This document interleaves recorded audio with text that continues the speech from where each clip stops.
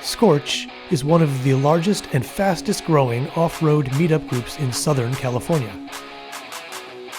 Recently, the vehicle I led every SCORCH ride with for the last 5 years broke down for good. Now I am looking for a new SUV to lead the group. I knew this day would come, so I had been thinking about two options.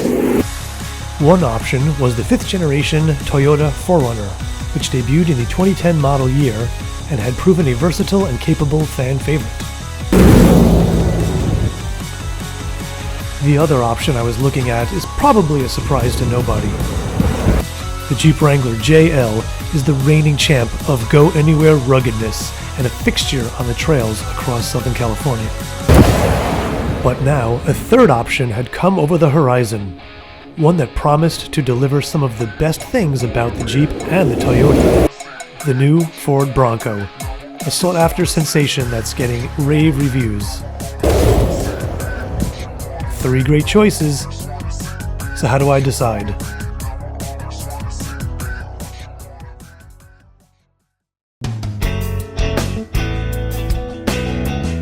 What I did was, I invited owners of each vehicle out for a day of off-roading to share what they liked and didn't like about their rigs. SCORCH Scouts Pablo and Robert each brought their 4Runners down. Blaine, also a SCORCH Scout, came along with his Wrangler.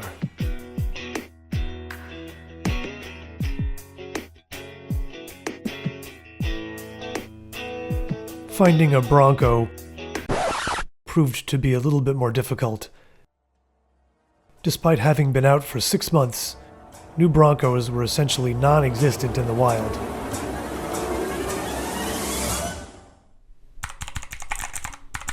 First, I reached out to SCORCH Scouts, then to all 1,300 SCORCH members to see if anyone knew a Bronco owner. No luck there. So I joined a Bronco Owners Club and posted a plea. That's where I found Paul.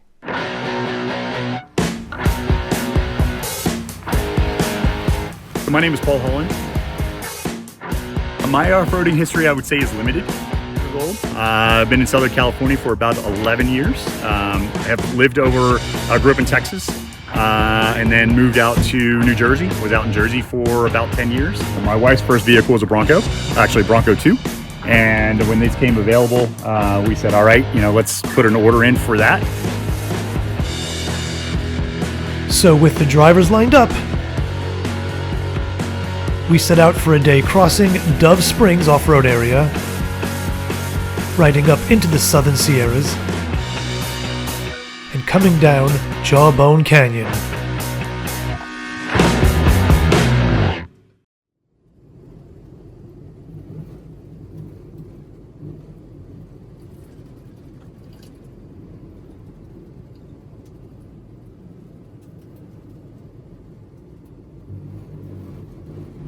Look pretty serious right now. I'm gonna be like Batman.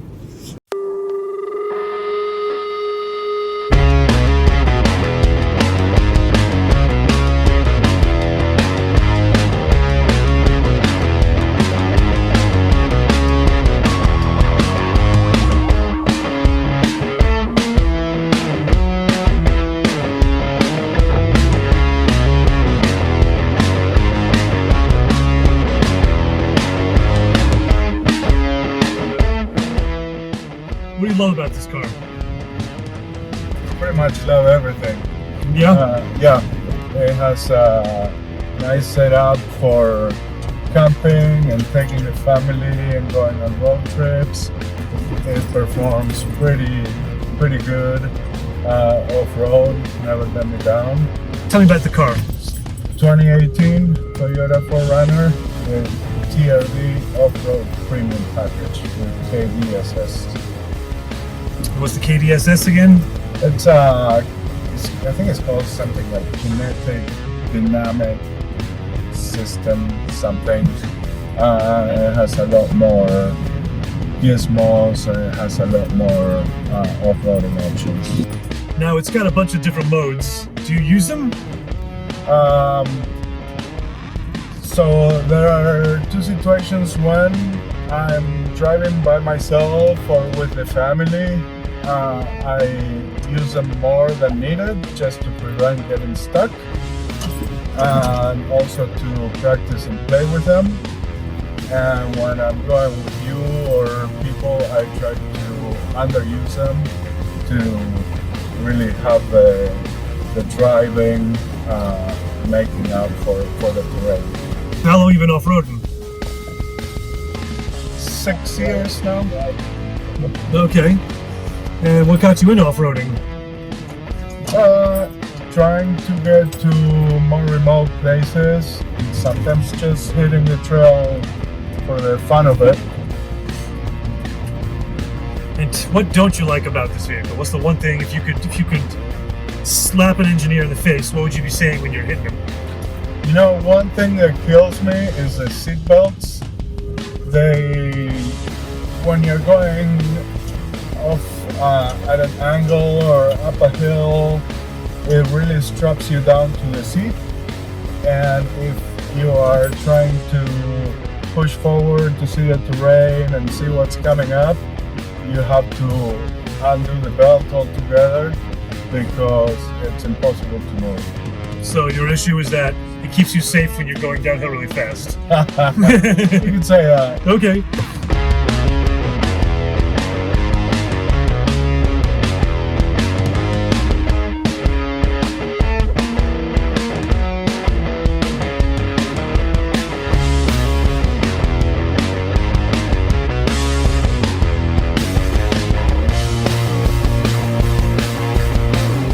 Be nice if you're able to fit larger tires. Oh yeah, it's hard to really beef them up because the wheel well's a little tight. Yes, but other than that, it's for my use. It's pretty perfect.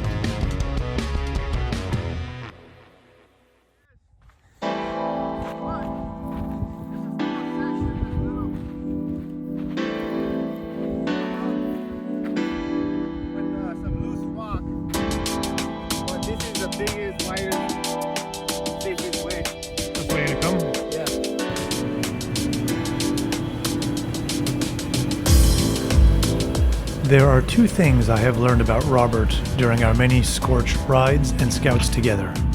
First, he's a serious off-roader who doesn't like getting his truck dirty. So much so that he'll use the onboard air compressor to blow dirt off his truck during lunch stops. Second, he can make his Toyota do this. Whatever this is.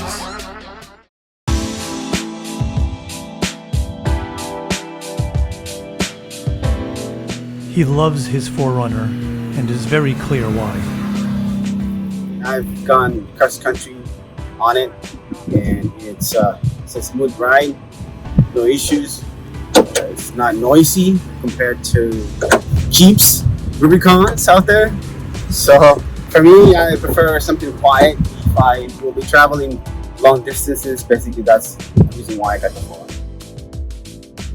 I get to take my family to have adventures.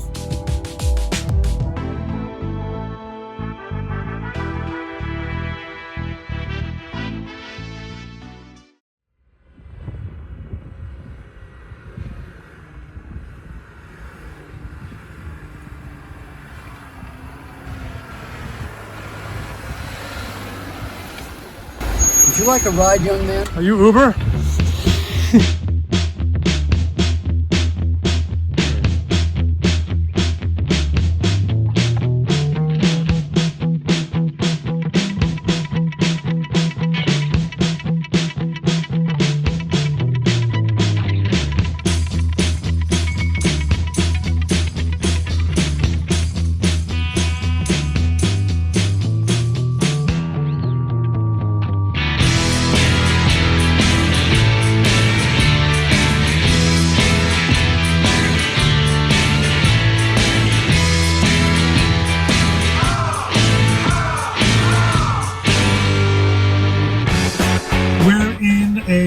Rubicon.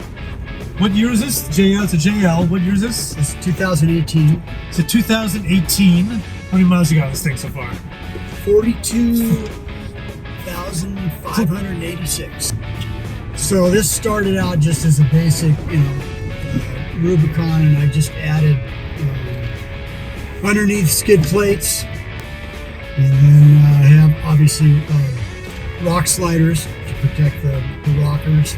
Then I just did myself. I did the 2-inch Mopar / Fox lift kit.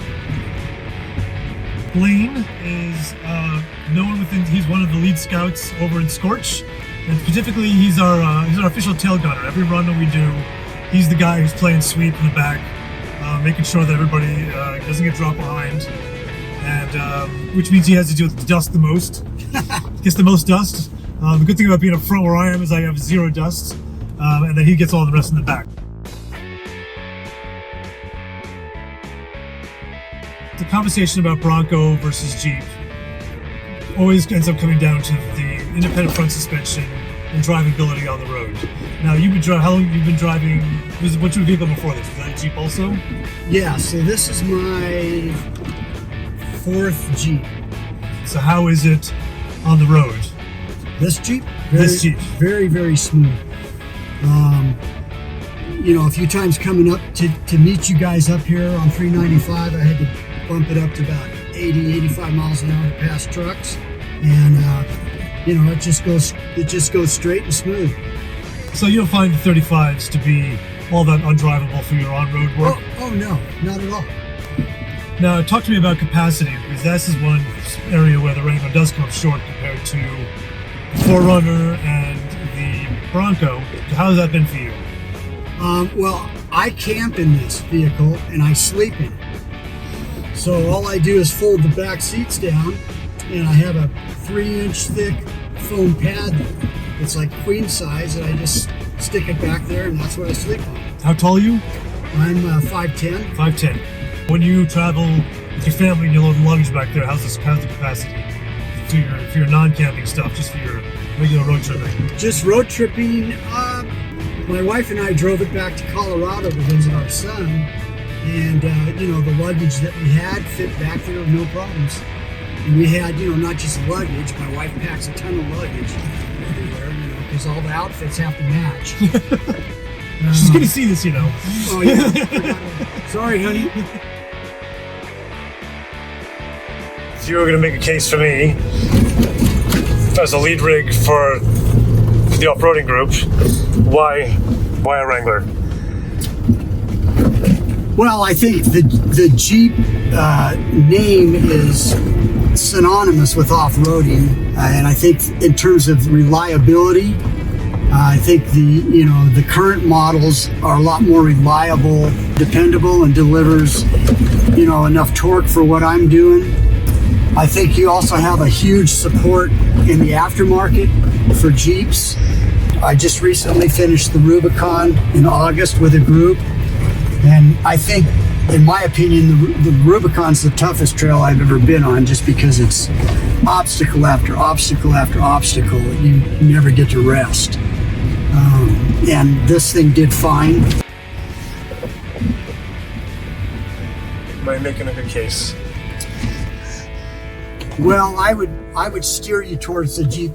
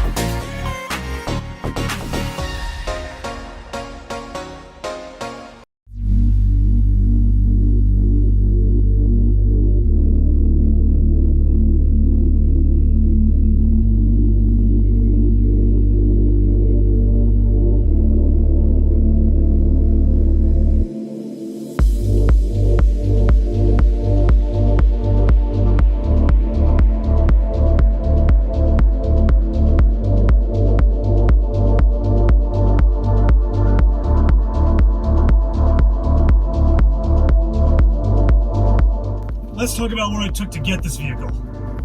So we were a day one reservation. It was not easy, to say the least. We, website actually went down while trying to order. And, I've got a buddy that works at Ford, kind of reached out to him saying, hey, what's going on? He said, we're working on it. So just keep trying. So did that for a while, probably another 45 minutes, maybe hours or so. And all of a sudden we were able to get online and put our reservation order in for a first edition. And when was that? I'm going to say a little over a year and a half-ish ago. Not quite a year and a half ago, but close to it. We've had our vehicle for about 6 weeks. So it took you over about a year and 2 months to get your vehicle? To roughly get it, yes, that's correct.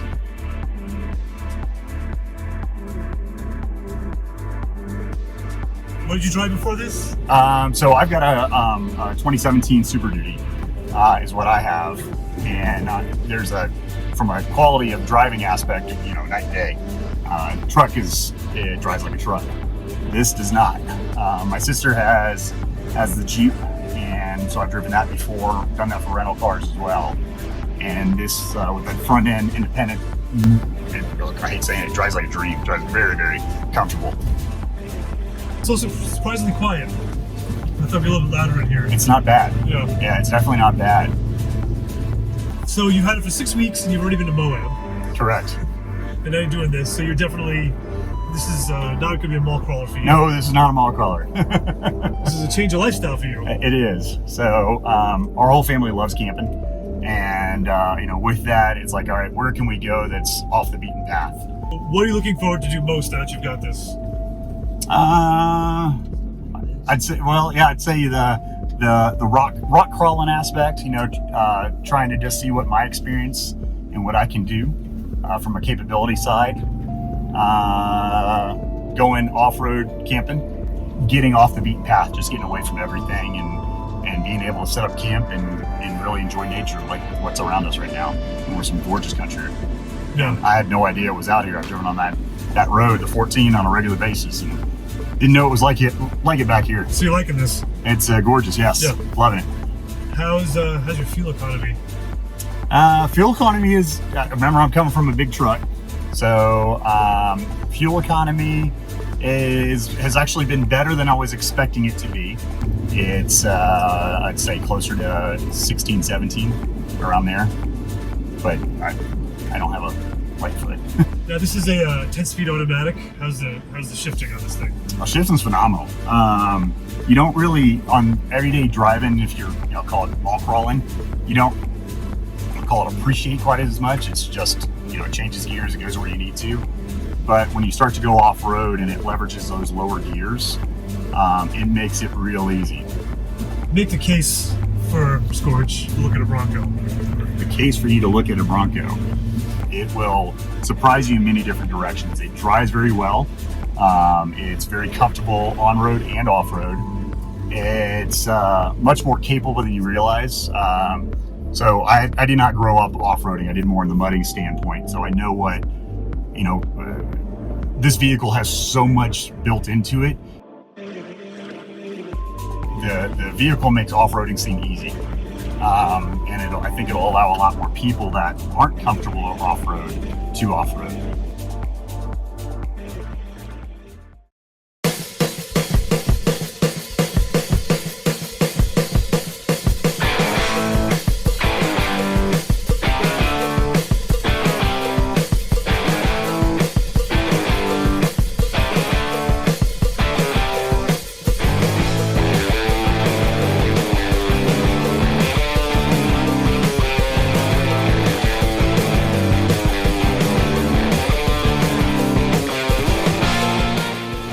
After spending a day with all 4 drivers, what I learned is that each of them has the perfect rig for them. I just need to figure out what the perfect rig for me is. It almost doesn't matter which one I get, as long as I get one and get back to wheeling.